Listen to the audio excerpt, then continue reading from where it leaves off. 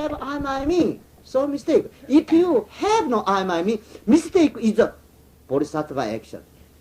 If you have I, my, me, even good action, if you you have this gold mountain, use gold mountain, big mountain, use all help other people, compassion action. But if still have I, that's not correct compassion, okay? Put it all down. Any my idea, my I, my, me, mine, then this $1 help other people. This $1 better than gold mountain, okay? This $1 changing. Man, much $1 million, okay, become much $1 million. But golden mountain, use golden mountain, help other people, that's more make back karma. So this is a point, because next cause, this is impurity mind, okay, impurity. Everything impurity. Impurity mind of 5 kinds of desire, okay. Desire for money, desire for sex, desire for fame, desire for food, desire for sleep. Everybody want to sleep. That's kind of a desire, okay? So that's make our mind become dirty. Okay, our mind become dirty. Our mind become dirty means make our this life is become dirty. So inside into impurity. If you understand that, this 5 kinds of desire disappear. It's not necessary, because human beings no choice, no choice. Your karma many want to choice, but your true self never choice. Your karma, I like that, I like that, I like that, I want that, I want that, I want. That's your karma. Your karma. That's backseat driver. But cannot get anything. Cannot get anything. Even you get something, but when you die, cannot take this go to heaven. Okay. So inside into purity. If you attain that, then inside into non-self. Inside into non-self. So our true self, non-self. You must attain that. Okay. So before you're born, 0. Now you're 1. When you die, return to 0. It's non-self. If you attain non-self, whole universe is you. You and the universe never separate. Then whole family, Zen family, we are 20, 23 people together. Actually, it's a big family, big family. Not only this family, whole this our country, American country people, this is one family. Not only that, any country people become family. All human beings, one family. Not only human beings, any kind of animal, any kind of demon, all is one family. This is part of your hand, part of your finger, part of your hair, Because you are universe, okay? So this is one family. That we say, Amita body. Amita body means, Amita means infinite time. Amitabha, we are chanting Nama Amitabha, Nama Amitabha, morning time, bell chanting Nama Amitabha. This Nama Amitabha means big body. It's our original body.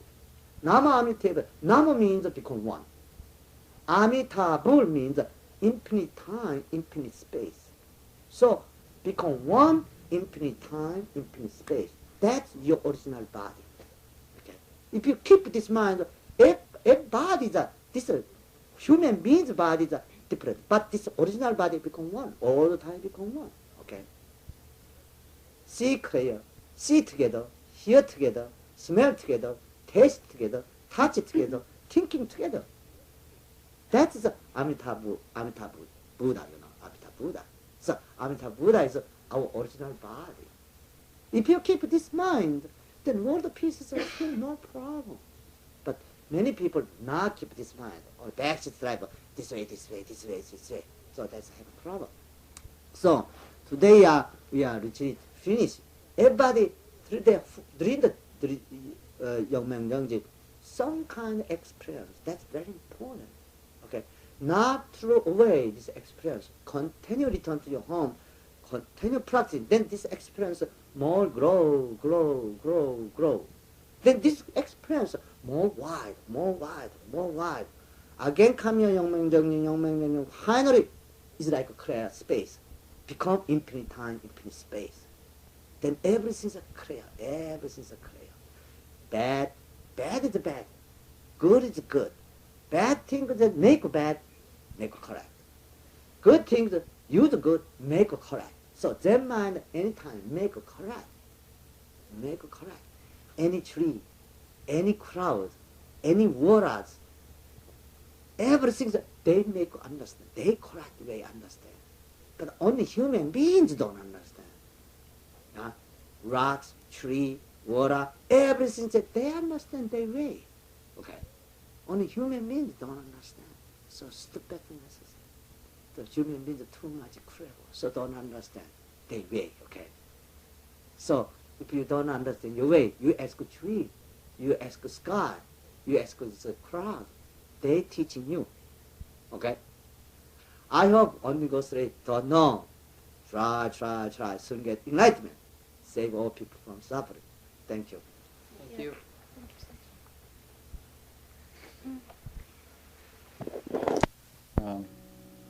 In a way that other things don't. I did a retreat in Providence a while ago, and we sat facing the wall. And instead of a wall, my part of the wall had a window in it. So I sat facing a window, and I could see outside. And outside was the wood pile, and there were all kinds of animals on it. And there was a big tree.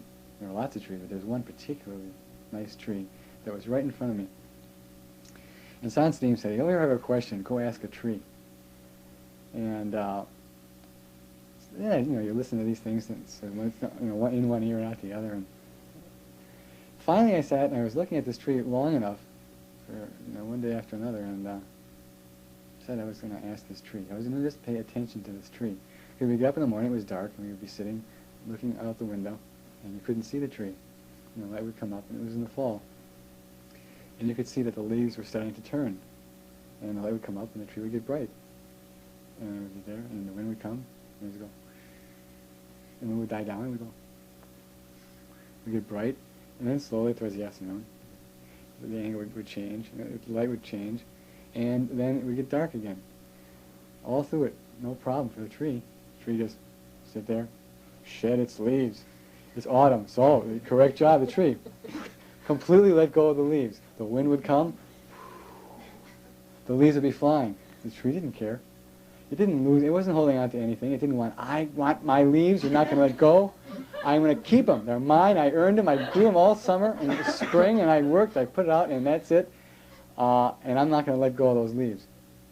No problem for the tree. Just, the wind would come. And then in the spring, same with the tree. The sap would rise. It would turn green. The leaves would come out in the fall. That was the tree's job, providing shade, providing wood, whatever. And it was like very easy for the tree because there was never any separation. There was never any thinking between the tree and the earth and the air and the sun and the clouds and the rain, anything. There was only one thing. And on a calligraphy in that room, in the meditation room, is written, "Without situation, true life." And that is a very wonderful calligraphy, because that is what our effort is about. It's not an effort to get something. It's an effort to get rid of everything that's extra. So even though we have to make some kind of an effort, that effort is to let go. It's not to attain something or get something extra. It's to be like the tree which just lets go of its leaves when it's time, when it's fall. And then that's when it's winter time, the sap goes down. When it's spring, the sap goes up. To be that connected to whatever it is that we're doing, so that anything extra is not there anymore and isn't necessary, and we don't miss it. But during work period, we want to go out and harvest the soybeans. And they were in the middle of, I don't know how they were planted, but they were in the middle of weeds. And so you had to go and you find the soybeans and then the weeds, and you'd go and you would just pick them all. And this was a time where there was a question, we were talking a lot about eating meat and about what are the implications of life and of taking life, and what's it all about? what is our responsibility in that way? And we were picking the soybeans, so when I was picking these soybeans, I had this question of, there's these soybeans, they're just giving themselves up to us. And without any hesitation, without any particular fear, and we would be picking them and harvesting them, and then we'd have to go and clean them. But it was no problem for the soybeans. They just freely, they gave themselves to us to eat. And so their job was real clear. And their effort was very straightforward and very pure in its way, even though it's like plants have no consciousness. But we talk about the interconnectedness of all things, and having this question of our responsibility and like what kind of an effort does it take for us, do we have to make? Because it was very clear at that time of taking these soybeans that we owed something back, that it wasn't just for free, because sometimes you had to yank the soybeans right out of the ground, and sometimes you could just peel off the beans. But they were just giving up. And they had already attained non-effort, because they could just, non-effort means not for me. It doesn't mean not to do anything. It means that what we do is not just only for how is it going to benefit me. So these soybeans had no problem with that. They grew up, they got picked, what was left went back in the ground, fertilized the earth, comes back up again. But we can't do that. We just can't moment to moment do what we're supposed to do and make that effort. And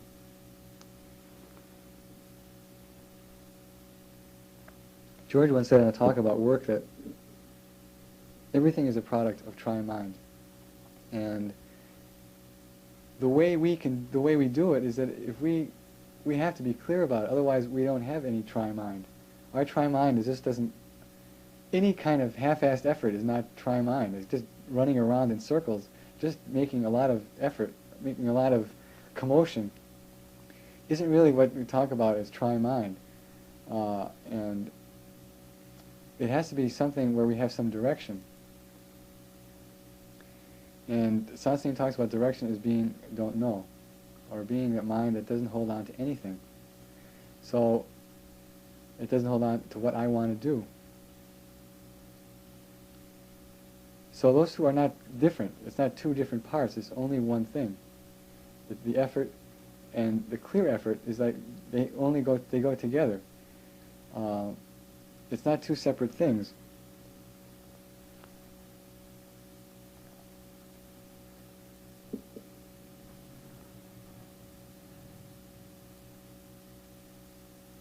So how do we do that? We have to take some kind of action. And that's what Zen centers are for. And that's what practicing is for. Because people can't do it alone so well. Because we can somehow make an effort in our everyday life. And how it actually works out is that we can set up our life in a way that nothing, to some degree or another, very few unpleasant things happen. And things that we don't want to happen. We have a very subtle way of filtering out.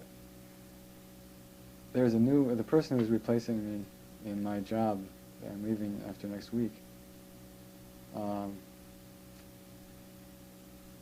This is because he's somebody new, and is a new way of doing it, other than the ways I'm normally familiar with. It's very interesting about, he raises Persian cats, and he's interested in fish, and has coins and stamps and investments, and he works, and gets up at 4:30 every morning, because he even gets up earlier than we do every morning, and does an hour-and-a-half practice. Only what his practice consists of is vacuuming the whole house, because he has 38 Persian cats. And he has to clean the house, because they're susceptible to illness. And every night, hour-and-a-half, practicing, vacuuming the house again. Every morning, every night. Practices as much as we do. But what is the meaning and the direction? Is that, and it's not like I'm trying to pick on him or anything, but we always try to get something out of whatever we do for ourselves. And by the lines on his face, he doesn't seem so happy about that. We're the same age, and he looks older, and that kind of effort doesn't seem to be making him very happy. And another fellow came into work, who works next door in this tavern. So like that's just one style of like it's money, of accumulating different things to make money. So it's like that's just one style. It's like we all have any particular way. And this other fellow who comes in next door is really into books and into drinking. And it was a real shock of recognition because I had really been like that, heavily into drinking and heavily into books. And so he would come in and talk to my boss about the latest book, and Nepal is like, V.S. Nepal was a wonderful writer, and this poetry, and this, and like, he came in there, he was sloshed out of his gourd, and I go, oh, wow. I was like, I could really, I mean, I used to be like that, and I really felt like I understood what he was trying to get out of what he was doing, out of the drinking and out of the books, and like he was sincere, and he really wanted to understand, but it's like just to find it in somebody else, just to go out looking in somewhere else for that little bit of knowledge that's going to make you complete, that you think that one more, maybe it's in the next one, that next book, oh, that next concert, the next museum, I'm going to see this painting, and it's going to all be, it'll be it. And like, I really felt like a real, I don't know, not camaraderie, or it would be condescending to say like sympathy, but empathy. Okay, that's a good word. Because I knew what it was like to be that way, and to look in that direction, and to make. I mean, you put out an enormous amount. I mean, you have to do that every day. Like whatever it is that you do, it's an enormous amount of energy that we expend looking in that direction and making our effort that way. And it always fails. It never, ever works. And when you find out that it never works, then it's a real relief. It's sort of mortifying in one sense, but as you see what you've been doing. But when you see that it can't work, then it's like a tremendous burden has been lifted, because you go, oh, all these, because it's infinite. I mean, there's infinite ways of going about looking outside of yourself for what it is that you're looking for. And there's never an end to it. So then you come and you start to practice. And then you finally begin to know where to look. And the more we practice, the more we have faith in that we actually did understand the right place to look. And just finding where to look is a real big step. Because you can waste a lot of time doing a lot of things by not knowing where to look. And once you find it, then it's really important to keep going. And just to keep doing it, because, I mean, it gets boring, and sometimes it's inspiring, and sometimes it's a drag, and you're sleepy, and other times you have a lot of energy. And it's like, it's not like we just go up, like we start and then it's like, like you look on a graph, like, it goes like 1 to 1 and then 1 and 2 and 2 and 3 and it goes up like that. It's like all over the place. And what happens, we practice, it's like we all along practicing, we have an idea of what we think is happening, but that isn't what's happening. It's underneath. Because sometimes we do retreats and we think, just chopping wood for 3 days. Nothing, I got to shoot blisters, and that's about it. Or sometimes you think, oh, this was great, and then you go home and kick the cat. So it's like, and you think, what the hell? What's going on here? What's really practicing about? What practicing is really about is just to keep going, just to keep trying, and not worry, I had a good retreat, I had a bad, just to keep practicing, and not worry about it, because worrying about it means, how am I doing, and what am I getting out of it, and when can I be done with it? when am I going to be able to just put on automatic pilot and I'm going to, I'm going to get it, and then I can just plug it in and cruise the rest of the way, Well, nobody's ever said it worked that way, but we still think it works that way. Nobody ever promised us that. But the only thing we ever get promised to do is that we can keep doing it forever. So it's important once we understand how to do it, to just do it and don't worry about anything. Thank you. Thank you. Now what am I going to I do? don't know, do I get the microphone or you just continue to sit on the wires? Kenny not only got to give the talk tonight, but he got to sit on all the wires. You could talk loud? I don't know. I don't know what to... Not exactly a big hall here. Are there any questions? You can always count on Cambridge. So, Yeah. you just said a week-long retreat at Providence. Could you talk, what did you attain?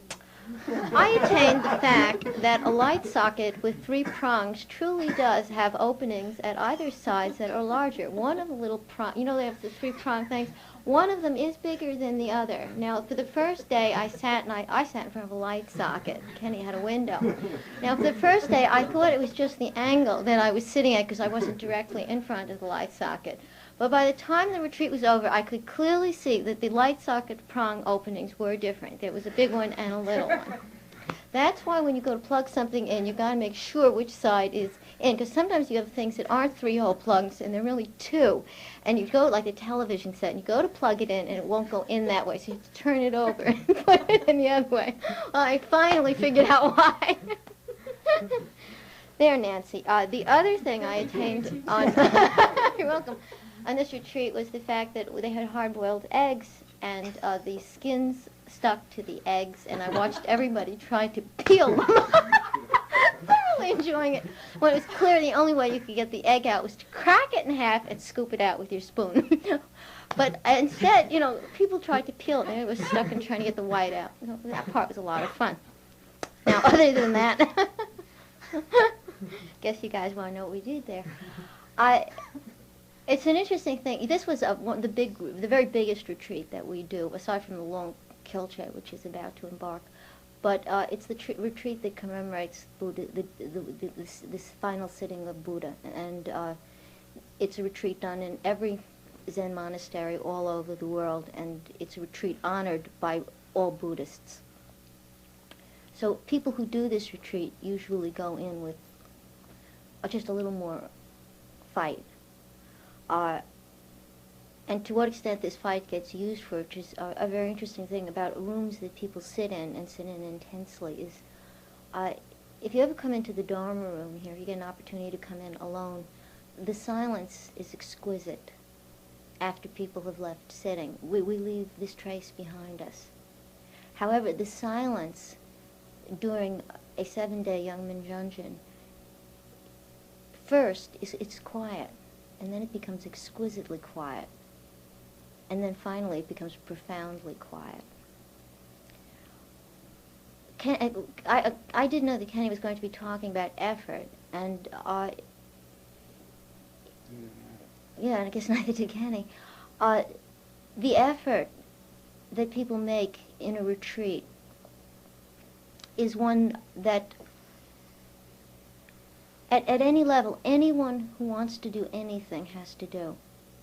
So I recently came across, this is an interesting little sideline. I was reading a bit about Nijinsky, who was virtually probably the world's greatest male ballerina. He danced at a time when men didn't dance. And certainly the men that did really were fairly clumsy and untrained, and all they had to do was lift the lady up.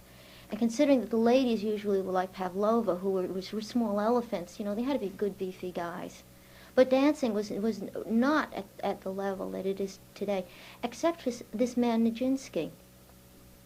And the effort that he made in his dancing was almost unheard of. I had thought that for a man like him, that he you know, like you always think when you see somebody perform brilliantly in any of the arts, that what they do is they're born that way, and that just something, because we all see what natural ability will do for us. And you know, we've all seen someone sits in a class and draws a little better, or someone does dance and they do dance a little better, and that's usually where it stops among our friends. Someone is sort of a natural at it. But we rarely get to see somebody who trains. Now, Nijinsky, when he went, the most interesting thing that I found that he did is he practiced every night for many, many hours in one of the lower rooms in the studios. But what he would do in order to practice was he would strap enormous weights on his arms and legs, so that when he made a jump, he lifted up virtually 70 pounds for his own jumps all of the time. This was done so that when he danced on the stage, he did it without the 70 pounds, so he literally soared. The reports of his dancing are such that it looked as if he never touched the ground. When he lifted a woman, in his rehearsals he practiced with much heavier women, so that when he lifted the real dancers, they lifted as if they floated. His hand movements alone were among the most exquisite hand movements that have ever been reported on the dancing stage. No one has ever duplicated Nijinsky's hand movements. But what Nijinsky carried always in his pockets were very hard rubber balls, and he constantly squeezed them to get his hands strong so that they fluttered. It's that kind of effort. Now, the other thing is someone like Nijinsky, what makes someone who practices like that turn out to be a ballerina and not a gymnastic? And that's that one more step, which kind of leads me to, like to what we do during a long sitting. And that is, I had a wonderful experience of sitting next to a guy named Sihoy, who became one of our latest master Dharma teachers. You just don't get there without practice. You don't get to sit still without practicing. You don't get to clear your mind without practicing. You don't get to keep a mantra solid and become one-pointedly without practicing. And you're never going to know what it means to keep a don't-know mind for more than 2 seconds unless you practice. These are things that don't come natural to us.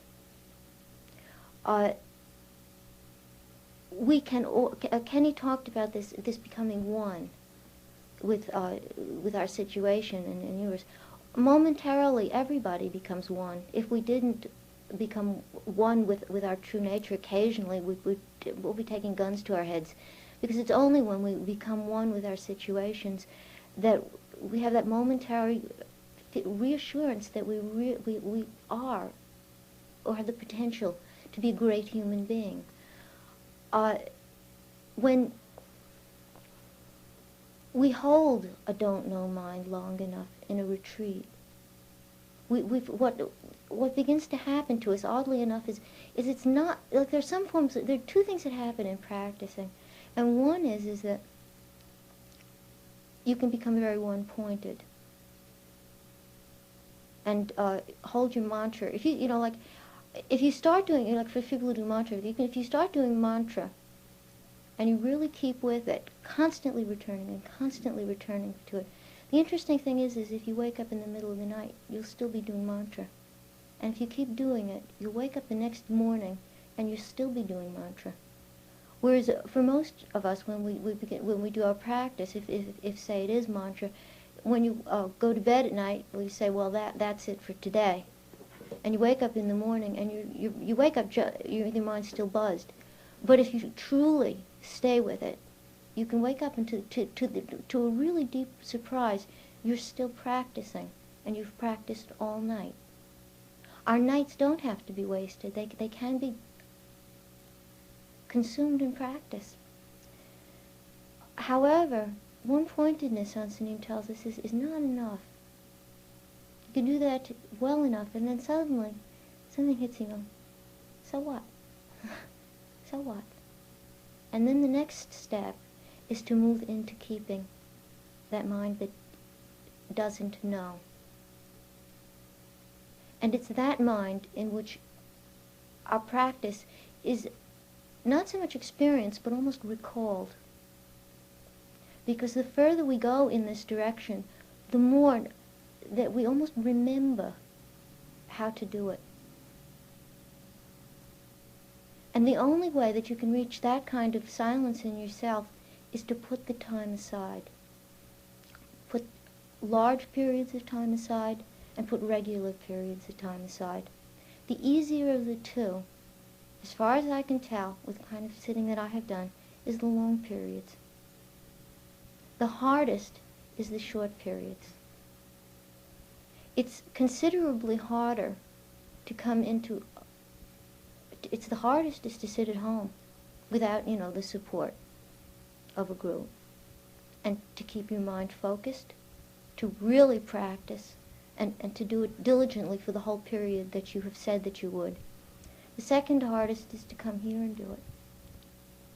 But anyone who's sat here on a weekday night when we were all just practicing knows that by the end of the I like sittings. I mean, after 3 days, I always feel like, I just got started. After 7, I kind of remembered how to do it. It's easier the longer you sit, because day by day, more things get dropped away. And you begin to find that you do have that period of clear sailing.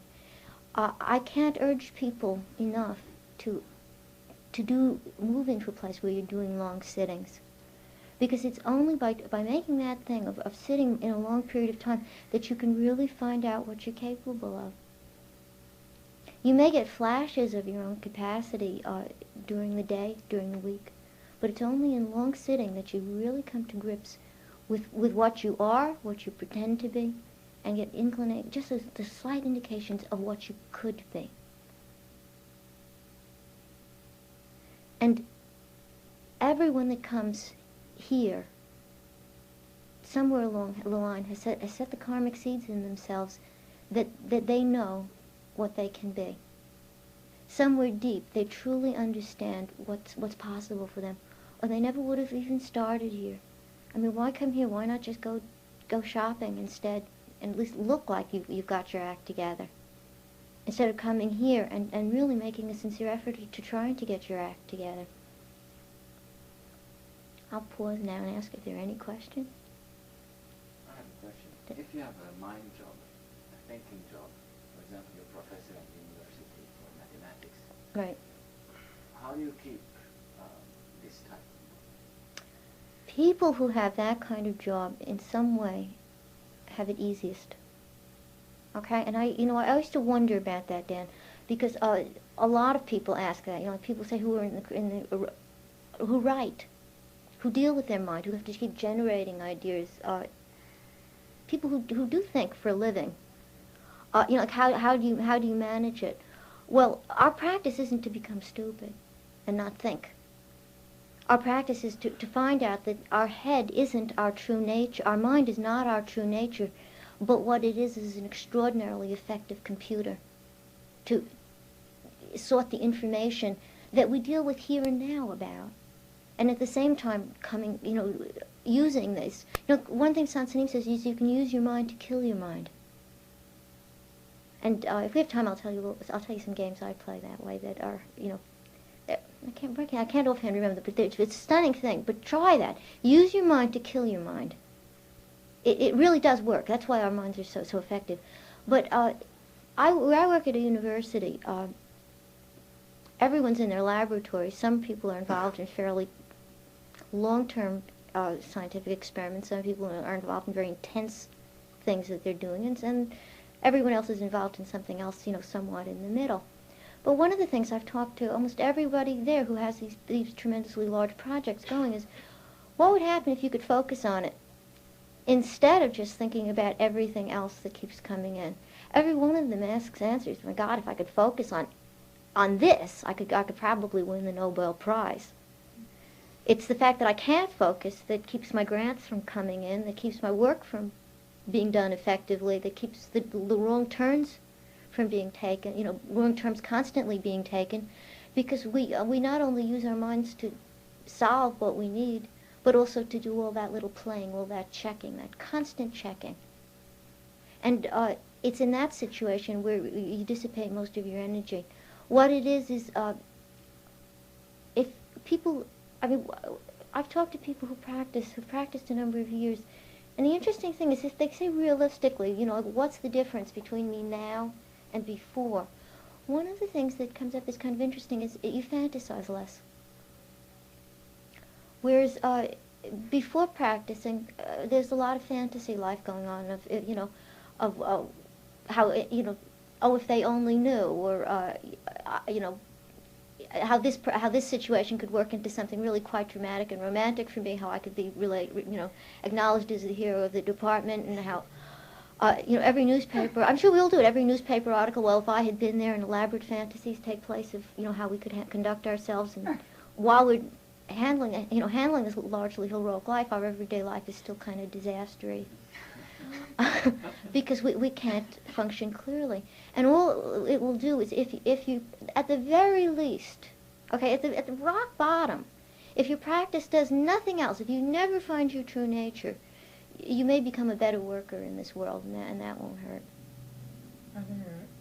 What about constructive fantasy? Is that If you use your mind to kill your mind, that's a constructive fantasy. What's a constructive fantasy? Huh? having done an awful lot of them. Well, it's hard to say. I mean, in terms of maybe creative activity. Okay, in terms of creative activity, I've been real lucky in my life of having associated with not a lot, but a couple of people who have been brilliantly creative, some of them even famously creative. And I've also been fortunate to associate with a lot of people that were mediocrely creative.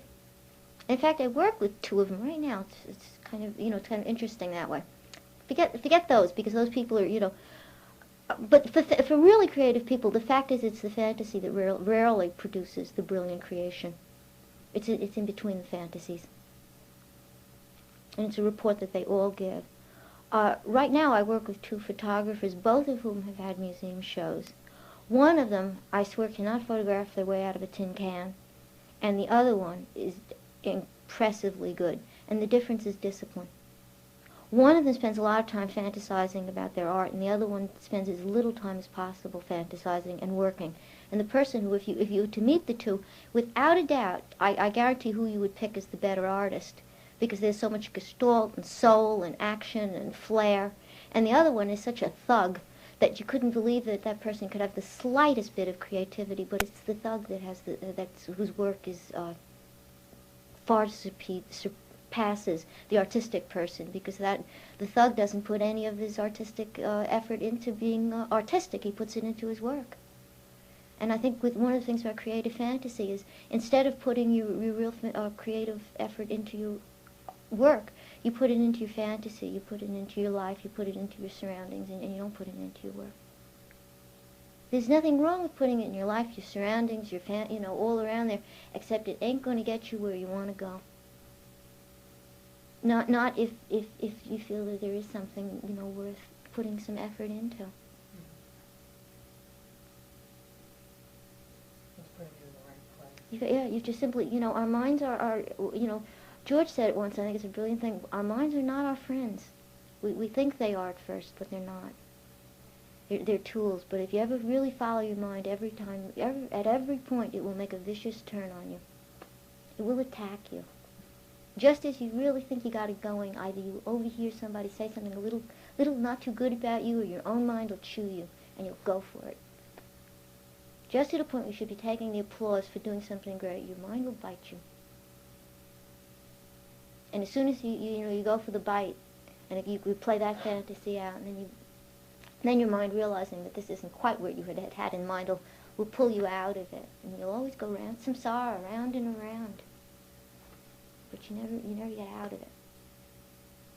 The longer you play it, the better you get at the game, and the tighter you get into it, until it's almost hopeless. Because it's hard to start practicing when you get very old. It's really heroic to see someone do it. And when you sit long sittings, it's interesting, is you do get to see what your mind can do. And you watch how many times it bites you in a period. And you just realize this is what it's doing all of the time. No wonder I never get anything done.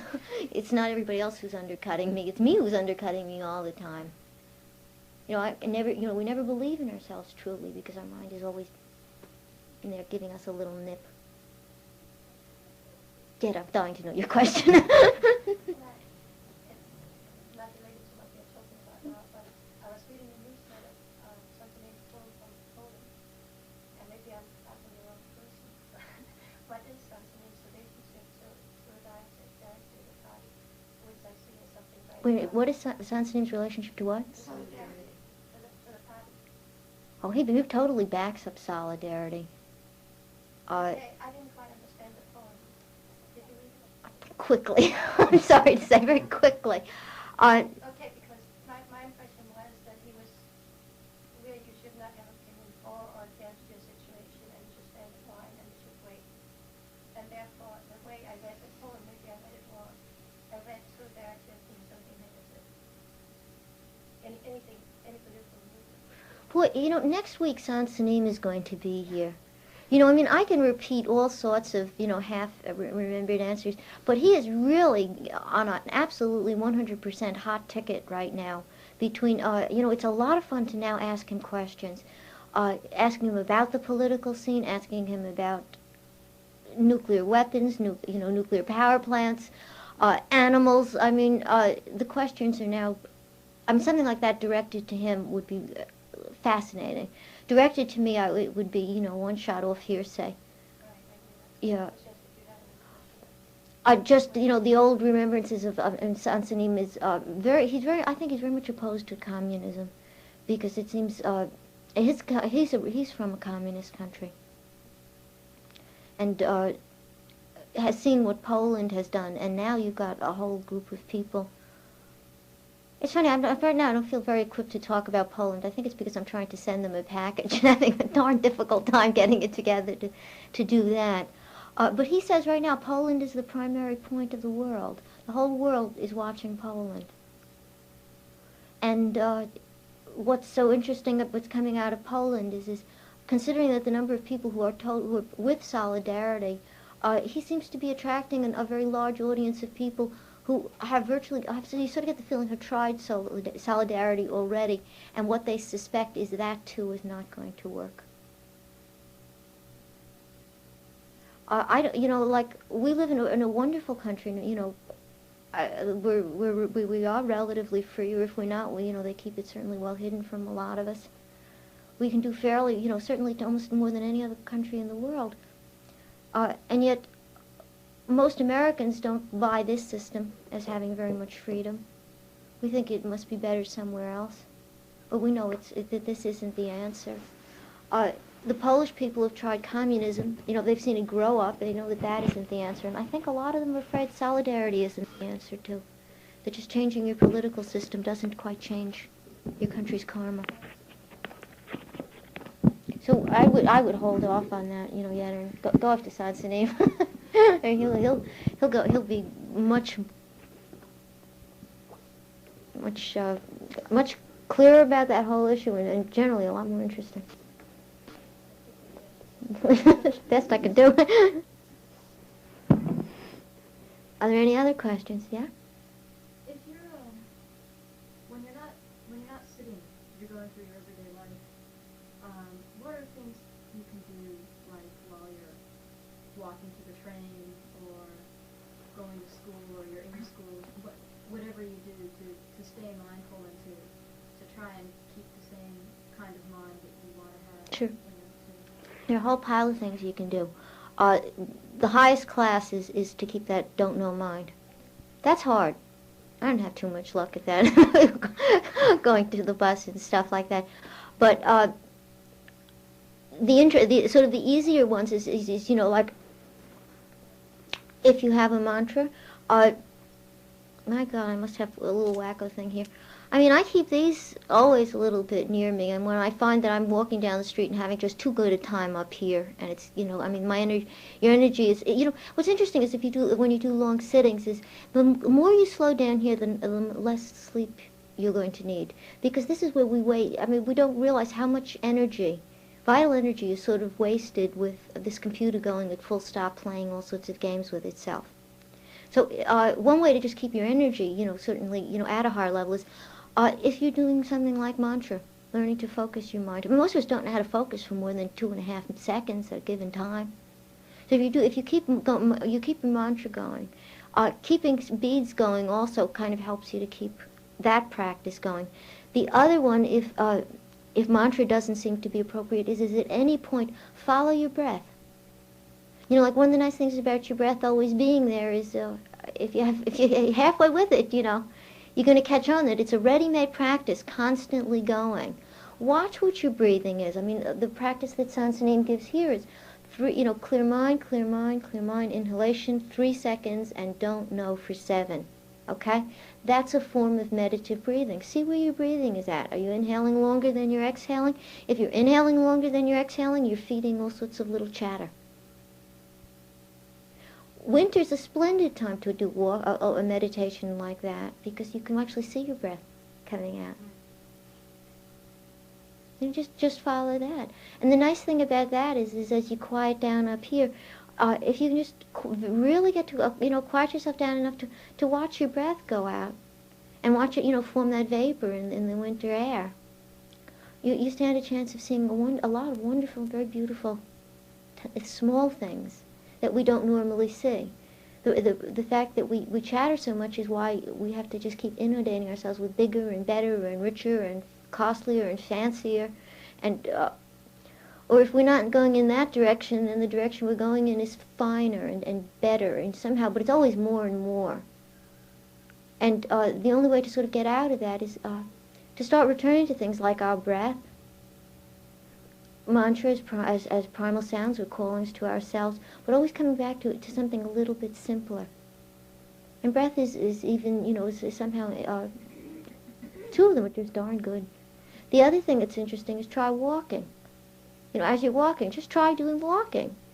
See how many steps you can make before, you've lost interest in that game.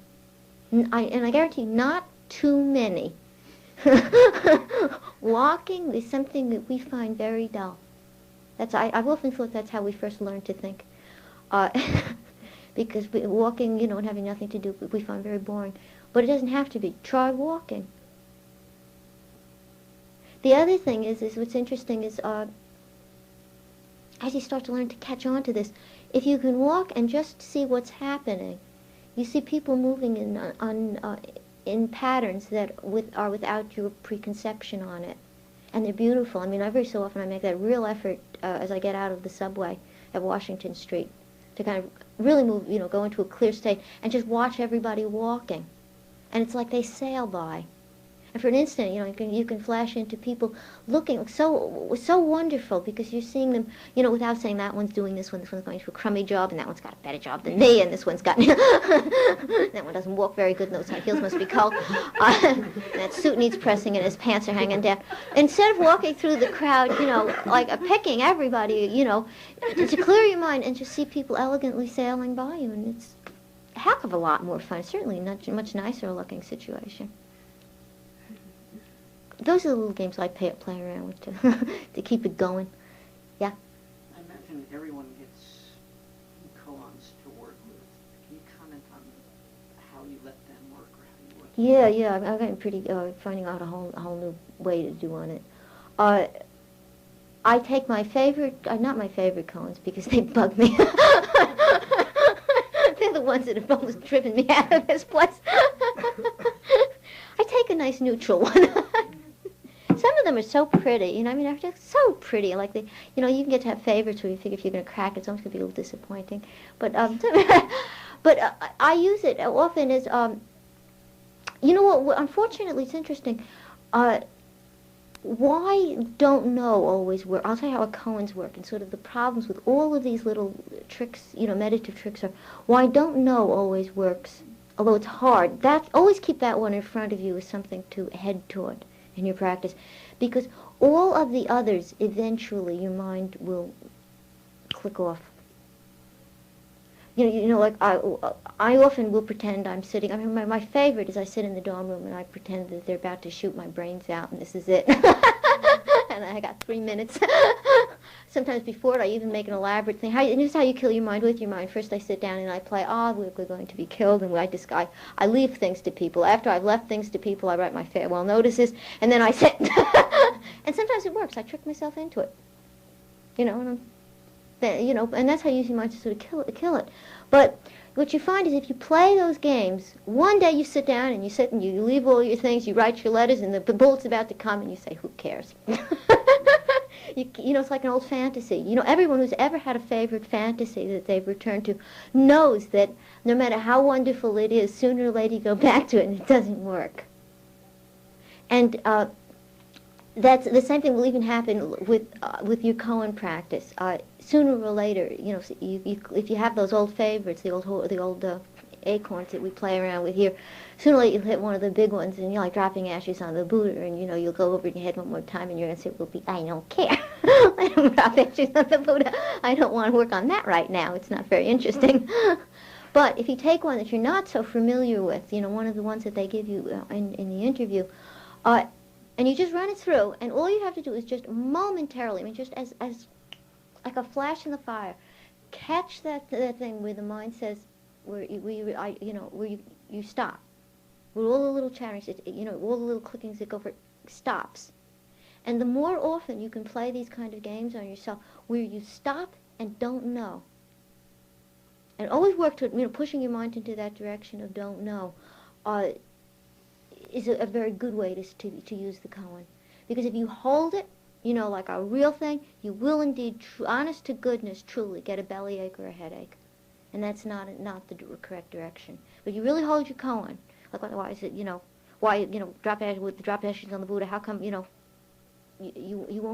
won't get the energy going correctly, whatever that means. But all I know is you will end up with a bellyache or a headache over it. But it won't be successful. What you want to do is just momentarily touch it. And just repeatedly, move into it. Do you know there's another very good way to get your mind clear? It works better in the dorm room than it does at work because you don't often get this. But someone said it had a young manjanja in which they nodded out a great deal.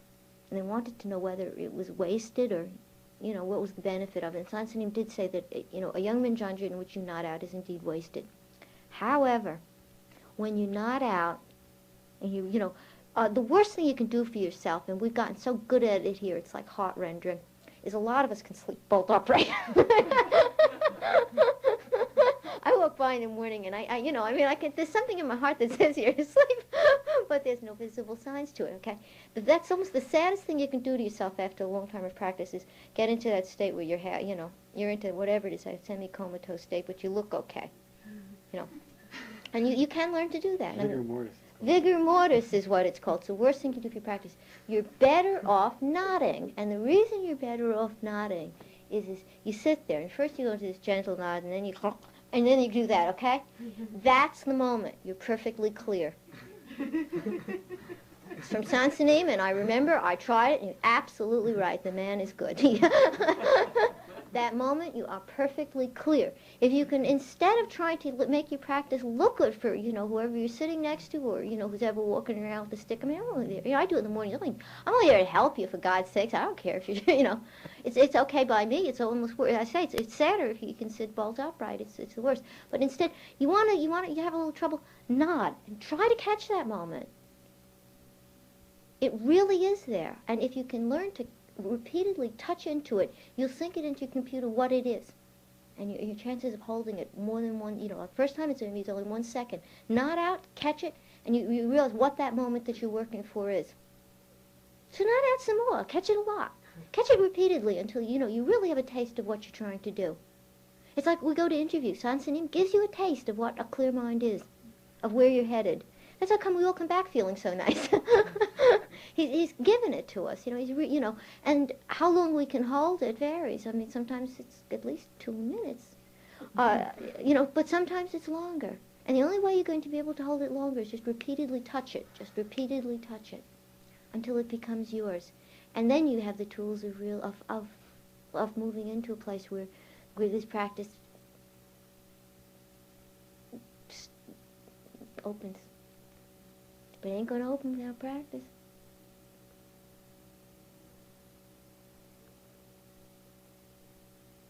And it's one of the best games in town.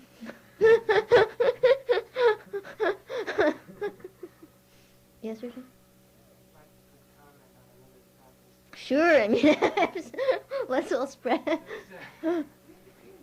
sort of a non-trick if you just pay attention. Yeah, I knew someone was. That's. I guess I was trying for all those of us that have such a hard time paying attention to what we're doing. That's what it is. I hear that if we can pay attention to what we're doing is quite sufficient. How do you do that without checking? I only hear tell of it. First, until you can do that, I mean, that's way down it. You know how one of the good ways to stop checking? Every time you check, say, stop checking. Okay? Every time you slop off in the middle of sitting, say, try. And sometimes you can make one of those, only go straight. You can make one of those little slogans, yours for the the week, the 45 minutes, the 3 days, the week. I mean, I've gone through Young saying only try to myself. And it works, I see myself slopping off and then I say, try. And somehow it's as if, the brilliant word of wisdom, profound, the sutras have all been revealed to me in that word. Instead of sitting there like a lump on a log and fantasizing, having a nice time with your head, try. Give it a whack. Same thing with checking. Whenever you start to get into checking and you're having a good time or you're getting nervous with it because you're really biting yourself, say to yourself, don't check.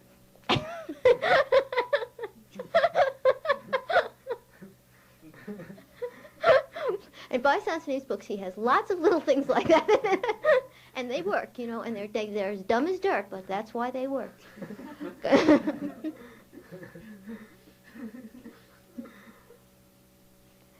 Are there any other questions? Okay, then I guess it's time for the popcorn brigade to slip off. But before they do, we have... I've just remembered I have announcements to make. I have announcements to make. The Zen Center will be... there won't be a Dharma talk the 24th and the 31st. That's Christmas Eve and New Year's Eve. However, we will probably be open. And I say probably because call first. The likelihood is we will be here, particularly New Year's Eve, but do call first. And the other thing is that the entire community here, thanks to all of you who've been coming, has really been becoming much, much stronger. And we're finding that Zen in America is really coming into its own. Now, this is good and this has got its bad side. The good news is the retreats are very strong now. And the bad news is that we're not having people come in for brief periods anymore. The Zen Center during this Young Manjunjin will be closed, so that we can't have people coming in for, say, Friday or Saturday night sitting. The other thing is that Sansaniva has been working on something in order to having spent 3 days with people, instead of us very rapidly sorting off into our different directions, we're now working on something where we're able to more closely, at the end, share the retreat with one another. And at this last retreat that I went to, when people begin to share a retreat, it's a very, very powerful experience. And 2 people began to cry as they were talking, and one other person cried after it. So that, these are people who have been, they were really trying to hitting themselves pretty hard in this. And because of it is something done with the community that sits the retreat, we're asking that the final Dharma talk also be closed. And inviting you to all make your reservations for the next bunch of retreats as soon as you can, because the stronger they get, the easier it gets.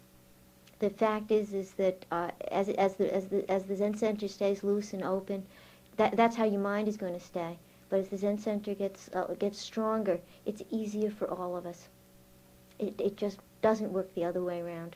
Hard practicing has always been one of the biggest jokes, because the fact is that the hard practicing is when you're nodding out, when your legs are hurting, when you're bored silly, and you can't wait to get out of there. And Zen is very easy, is when the Zen center is very strong, when the people you're sitting with are very strong, and the retreat is strong, because then it's easy. So we're moving into a period of great ease. Yes? Yeah, are you saying that it's a minimum of 3 days for the retreat? It's 3 days for non-members, it's 2 days for members. And I think on other retreats you may even be able to sit for 1 full day. But while Sansanim is here, we're booked. This retreat is already closed. But perhaps on some of the others, then perhaps 1 full day would qualify people who are members. Okay, I think that's all I have to say.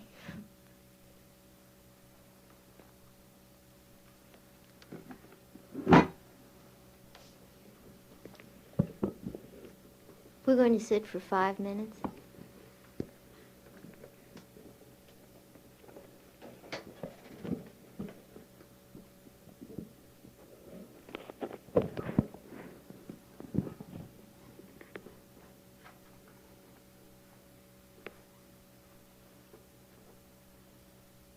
It's impressive to believe we're going to eat all that damn fruit. A small army leaving. Okay, we'll be sitting for 5 minutes. Now, we've all got a lot of tricks we've learned. All we're going to try to do is be here and sit. And the practice that Sansanim recommends is clear mind, clear mind, clear mind on the inhalation, and don't know on the exhalation. And the don't know that we're moving toward is that big, profound don't know.